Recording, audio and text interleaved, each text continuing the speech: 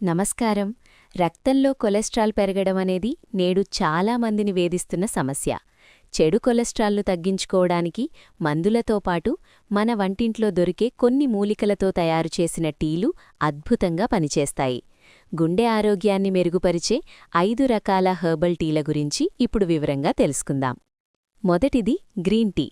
Cholesterol తగ్గించడంలో green tea అగ్రస్థానంలో ఉంటుంది. ఇందులో ఉండే క్యాటెచిన్స్ అనే శక్తివంతమైన యాంటీఆక్సిడెంట్స్ శరీరంలోని చెడు కొలెస్ట్రాల్ను ఎల్డీఎల్ను తగ్గించి రక్త ప్రసరణను మెరుగుపరుస్తాయి. రోజుకు 2 కప్పుల గ్రీన్ టీ తాగడం వల్ల గుండె జబ్బుల ముప్పు చాలా వరకు తగ్గుతుంది. రెండవది మందార టీ. ఎరుపు రంగులో ఉండే మందార పువ్వుల టీ కేవలం చూడటానికే కాదు, ఆరోగ్యానికి కూడా చాలా మంచిది.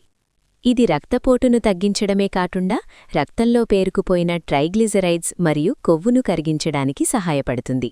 దీని రుచి కాస్త పుల్లగా ఉండటం వల్ల తాగడానికి కూడా చాలా బావుంటుంది. మూడవది దాల్చిన చెక్క టీ.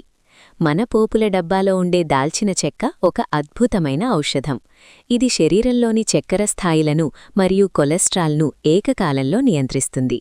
గోరువెచ్చని నీటిలో కొద్దిగా దాల్చిన చెక్క పొడి లేదా చిన్న ముక్కను వేసి మరిగించి తాగితే రక్తనాళాల్లో కొవ్వు చేరదు. నాల్గవది అల్లం టీ. అల్లంలో ఉండే యాంటీ ఇన్ఫ్లమేటరీ గుణాలు రక్తాన్ని పల్చగా ఉంచడానికి మరియు కొలెస్ట్రాల్ స్థాయిలను తగ్గించడానికి తోడ్పడతాయి.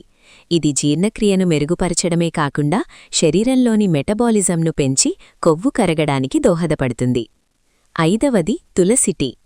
తులసిలో ఉండే యూజినాల్ అనే పదార్థం ఒత్తిడిని తగ్గించడమే కాకుండా చెడు కొలెస్ట్రాల్ను అరికట్టడంలో సహాయపడుతుంది.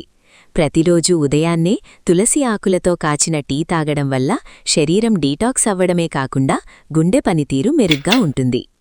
ఈ టీలు తాగుతున్నప్పుడు ఒక విషయం గుర్తుంచుకోండి: వీటిలో చక్కెర వేయకుండా తాగితేనే పూర్తి ఫలితం ఉంటుంది.